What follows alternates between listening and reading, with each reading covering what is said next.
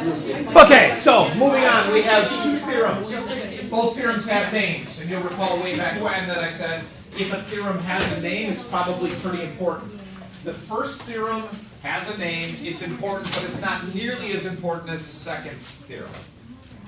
So we're going to talk about Rolle's theorem, and we're going to talk about mean value theorem, also known as MVT. Mean? Mean. Yeah, mean. Like mean. So the mean value theorem is the more important one? Correct.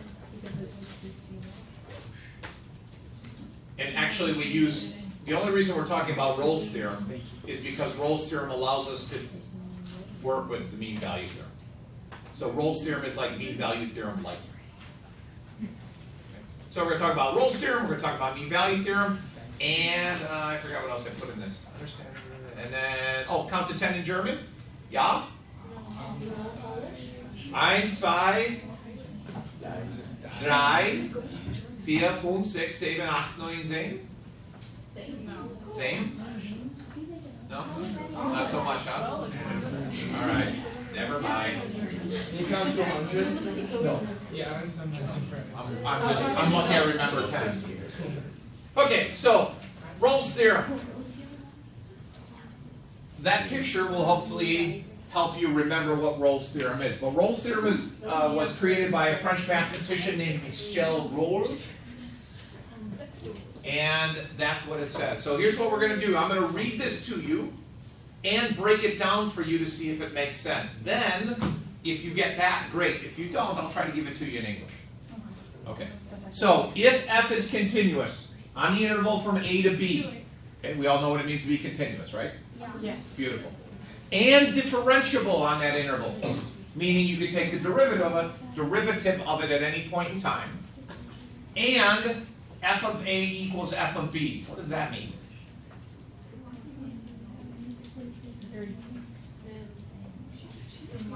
What's the same? You're right. What's the same? The point. Which points? big Yes. F of A is a y value, f of B is a y value. But what y values? The endpoints. Very good. Then f prime of c equals 0, at least one at least c in the interval from a to b. So what happens if the derivative is equal to 0? Horizontal tangent line, correct. In English, what it's saying is if I have a continuous and differentiable function, and I start and stop at the same y value, then some point along there I have to hit a max or a min. Now, how do you remember this? Well, the reason the picture is there is because I think of it this way. Here's level ground. I'm going to start here, and I'm going to roll a ball up a hill. See what I'm doing there? I'm going to roll a ball up a hill. Thank you, Audrey. Appreciate it. Okay. If I start on level ground and I end on level ground, so here's A, here's B. If I roll it up the hill and then back down, at some point in that trek, I have to hit the top of the hill because I have to get back down to where I started. Does that make sense? Yeah. And that's what Rolle's theorem says. If I start here, roll the ball up the hill, and then roll it back down to the same level at B, somewhere in the trip I have to hit the peak of the hill. Now, instead of rolling it up a hill, you could roll it down into a valley. Okay. Same results. You know, somewhere along the line you have to hit the bottom of the valley, but it gives you the same thing. At least once. Okay? Could hit it a bunch of times, but at least once is what Rolle's theorem says. This first part is called the hypothesis. So in order for Rolle's theorem to work, those things have to be true. It has to be continuous, it has to be differentiable, and it has to start and stop at the same y value. If all of that stuff is true, then we can apply Rolle's theorem. With me so far? Yeah. Okay. What's the second one? Oh, differentiable. Yep. Continuous and differentiable, and starts and stops at the same point.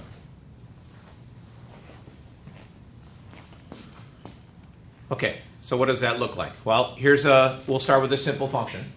What can you tell me about that function, Michael? So quadratic. Good, keep going. Open up or down? Open. Up. How do you know? Because it's probably Good. Will it have a max or a min? a max. If the parabola opens up, will the function have a max or a min? Min, okay. And now we're going to look at the interval from 1 to 2. All right, so is that function continuous? How do you know? Because it's a parabola. Which means it's also what? Differentiable. It's also going Common name for a parrot is bird. name for a parrot. What? Poly. Oh. Polynomial, right, it's a polynomial. Oh, So it's continuous. Is it differentiable? yes. Yes. Okay. Now, that's 2 of the 3 parts. How do we know what? But it's differentiable just that we can take the derivative of it. Polynomials are differentiable, yeah. How do we know parrots are named Polly? That's mine. Poly. Oh. Poly want a cracker? You've never heard of it? No. It's a common parrot name. From like what? Books? Or Pop culture? What else would you name a parrot? I think mine like Steve-O. We all said stupid things. Steve would be a good parrot name. All right.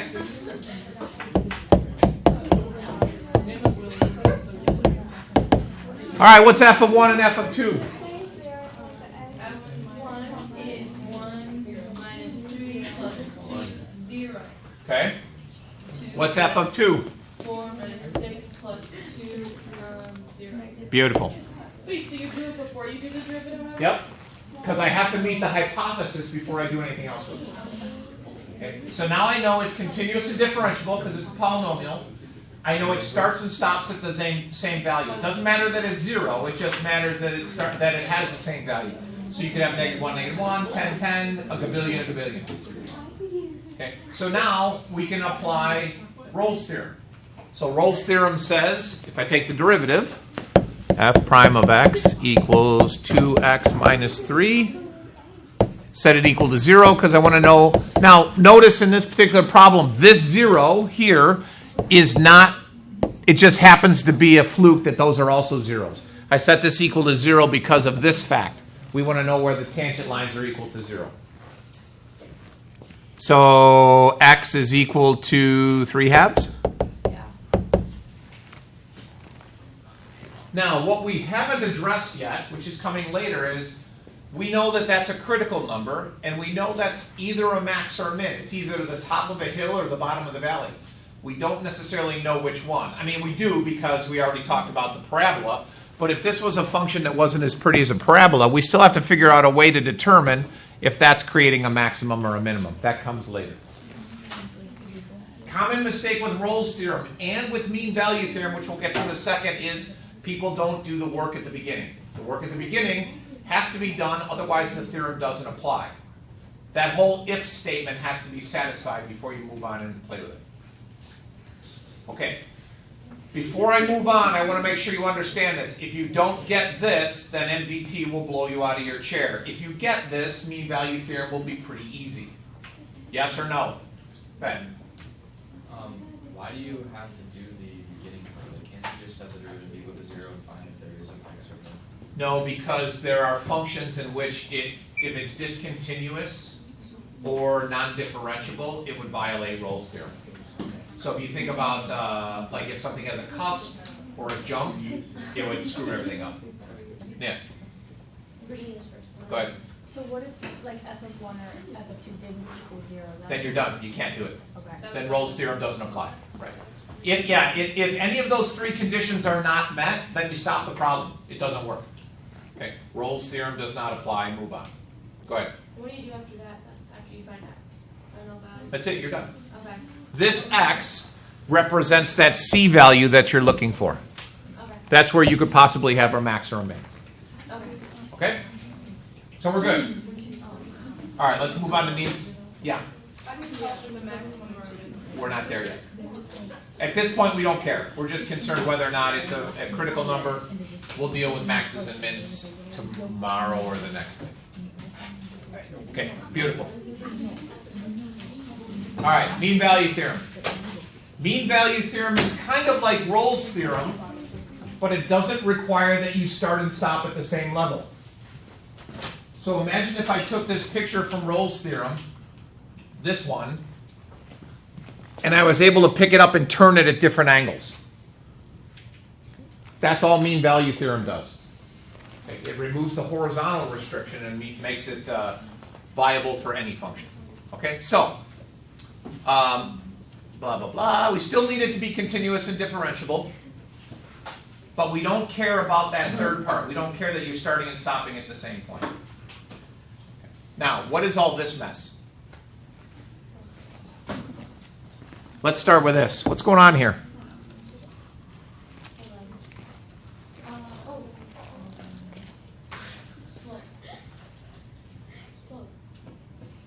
Which side, the left or the right?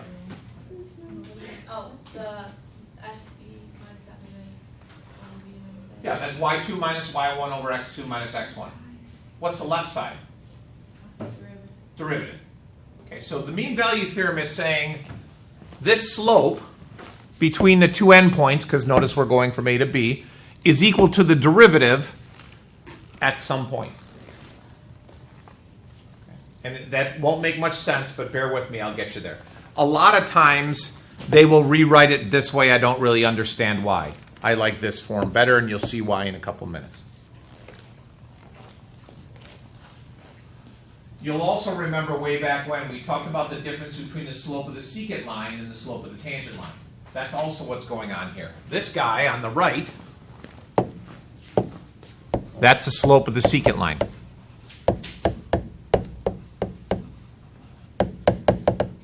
This one on the left is the slope of the tangent line.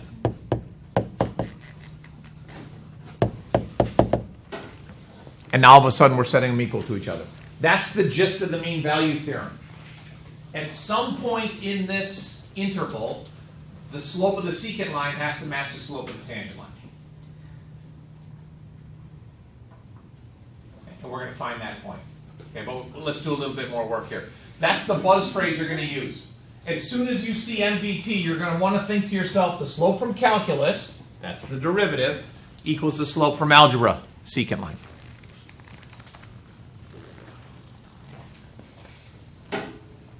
All right, so here's the picture. I take some parabola on an interval from A to B. So you can see that I have the point A down here, and I have the point B over here. This is my interval. There. This red line, this red line is,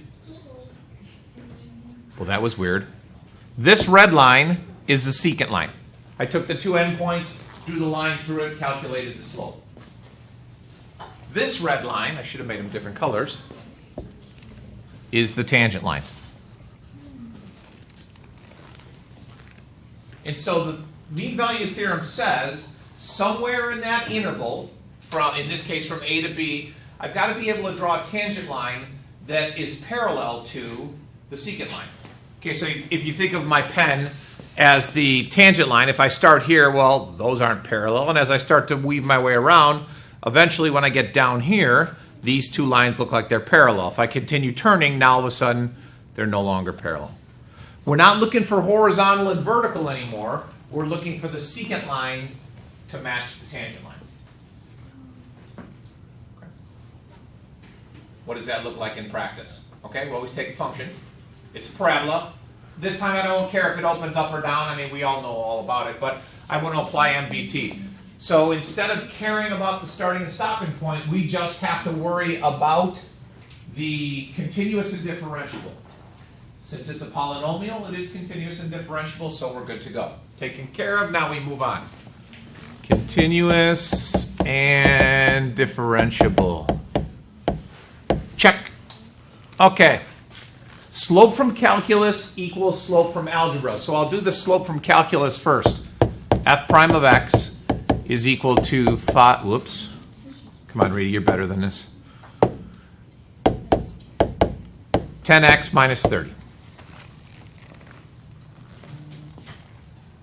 Slope from algebra. Well, I need f of 2, and I need f of 7. Could you help me, please? Well, the 2, I can do the 2. That's 20. 20 minus 60 is negative 40, plus 52 is 12. Is that right? Yeah. 12. And then 7. 49 times 5 is 245 minus 210 is 35. 80, 87? Yeah. 87. Oh, nice. Okay. Which means that the slope from algebra would be 87 minus 12 over 7 minus 2, which is 75 over 5. 75 over 5, which is 15.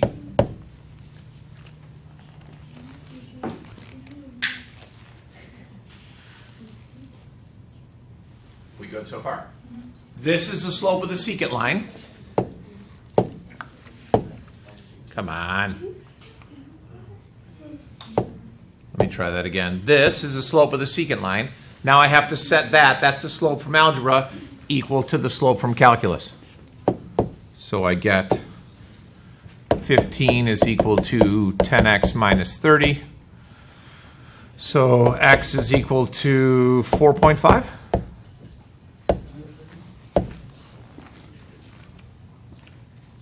That seem right? 87 minus 12. My math is correct, right? Yeah. It's 87 and 12 and then 15, set it equal, add 30 to both sides, 45, 10 divided by 44.5. So what's the x supposed to be? That's the point where the tangent line has the same slope as the secant line.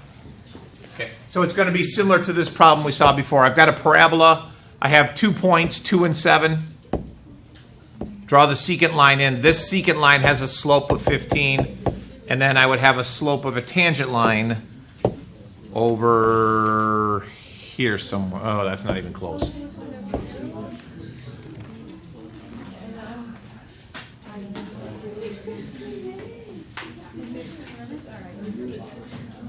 Okay, we good? Now, how could you make that more interesting? Sure you can. What's that? Okay, you just want to digest it first? Okay, all right. Cowards. Blah, blah, blah, blah, blah, blah, blah, blah. All right. Let's look at one other function and show you what happens here.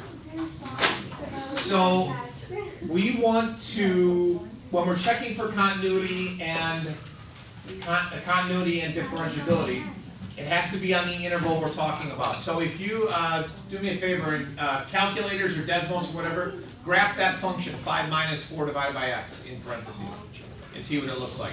Because I have just a snippet of it in the picture. I didn't give you the full graph there.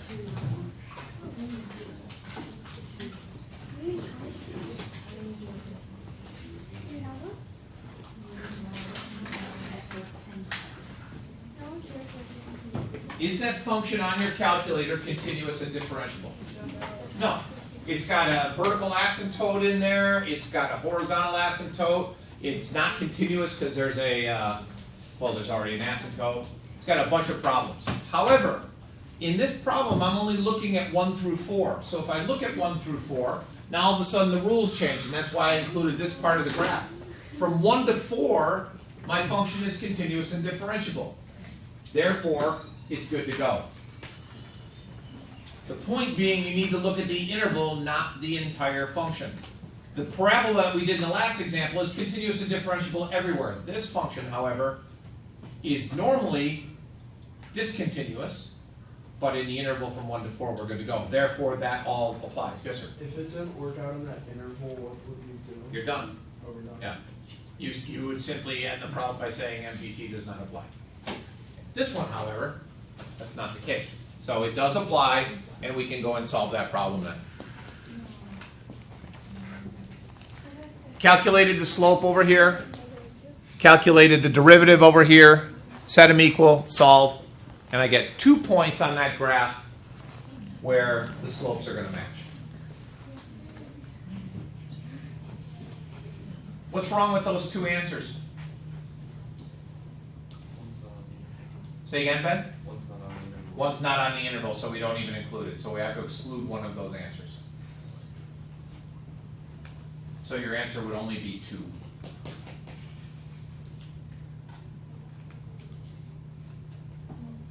Okay, so that's also something that pops up fairly frequently. They're going to test whether or not you understand what you're doing by giving you an answer that doesn't end up in the interval. So you just have to be sure to check to see if your answers are also on the interval.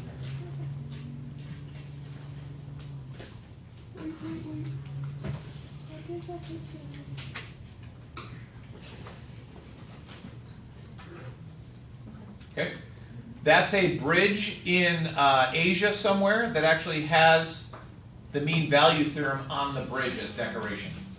Crazy. Yeah. What's your goal? I don't. You're math one. Don't ask me questions that have no answers, Drew. I don't know why you would put that on a bridge, but You're math. I guess. Maybe the guy that owns the bridge is a big calculus fan, but Wait, does the bridge have some mathematical like significance? no say. That's so cool. Yeah. Excellent. Okay, so day 41 and 42 for tomorrow. Focus on day 41 and start banging out day 42. Unfortunately, we don't have a lot of time to take a break, and this is a huge building process through chapter 3. Okay, so it's important that you keep up with everything. We will spend some time at the beginning of the period tomorrow going over those 2 days and trying to get them squared away. And then I'll also, at the beginning of the period tomorrow, collect those 2 days from the review, which would be, I think, 37 and 38. And there was 2 or 3? 37, 38, 39, whatever they were. Okay? All right. When will you be posting that